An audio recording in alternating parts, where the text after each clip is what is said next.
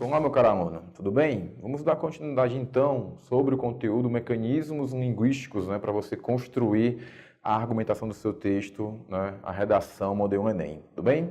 Falamos no vídeo anterior sobre coesão e coerência e explicamos de maneira geral o que significa cada um desses conceitos. Então, agora, nesse vídeo, eu trago alguns exemplos de coerência textual e como isso pode ser avaliado na sua redação.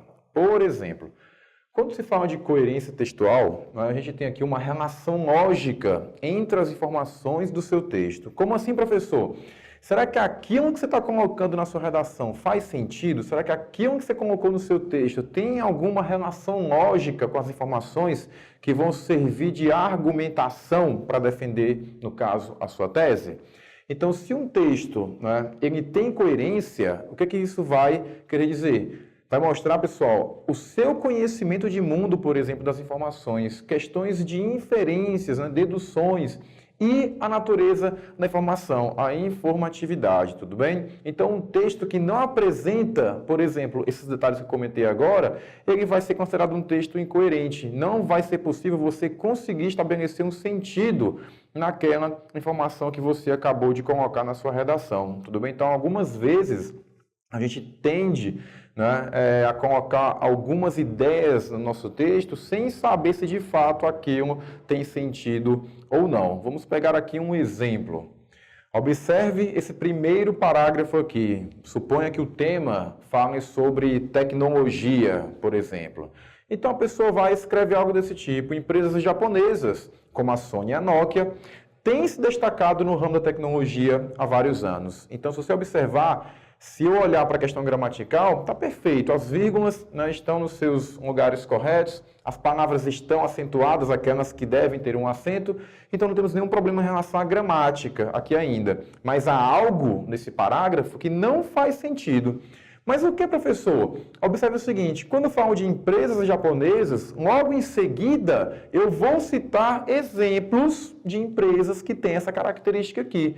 Qual o problema? Se você observar, a Sony é uma empresa japonesa, mas você não vai poder dizer que a Nokia aqui, ela representa uma empresa japonesa. A Nokia é da Finlândia, meu caro amigo. Então, isso torna o quê? O seu texto incoerente, É um conhecimento de mundo que você acaba deduzindo de maneira errônea, para associar a no caso, a um exemplo. Então, isso torna o seu texto incoerente, tudo bem? Vamos pegar aqui, por exemplo, um segundo parágrafo. Vamos supor que o tema seja o tema já abordado em redações anteriores no Enem, a intolerância religiosa no Brasil, os caminhos para combater esse tal tipo de intolerância. E você tem aqui uma frase que fala o seguinte: a intolerância religiosa no Brasil atinge geralmente pessoas oriundas de países africanos como Angola, Congo e Jamaica. Então, professor, tem algum problema aqui? De novo, em relação à gramática, está tudo perfeito. Pontuação, acentuação gráfica, mas há algo nesse parágrafo que não faz sentido. E mais uma vez acontece o quê? Um conhecimento de mundo falso que você acaba atribuindo aqui a esse parágrafo. Vamos ver o seguinte, quando eu vou dizer, quando eu afirmo que a intolerância religiosa no Brasil ela atinge esse tipo de público aqui, as pessoas oriundas, geralmente de países africanos, você vai acabar citando, dando exemplos de países africanos. Então você pega aqui Angola, Congo e Jamaica. Qual o problema? Angola é um país africano, o Congo também é, mas a Jamaica, meu caro, Jamaica não fica na África não, tá certo? A Jamaica não representa um país africano. Não posso dizer que esse exemplo faz referência à expressão países africanos, tá certo? A Jamaica é um país que fica na América Central. Então veja que, mais uma vez, o seu conhecimento de mundo aqui ele falhou na hora de representar um exemplo, um argumento para comprovar aquilo que você está afirmando na sua tese. Então veja que questões de incoerência podem envolver aqui vários fatores, como conhecimento de mundo, tá certo? O seu texto tem que fazer sentido, tem que ter uma relação lógica. E um texto incoerente, ele vai atrapalhar a compreensão daquilo que você está tentando fazer, que é convencer o leitor da sua ideia.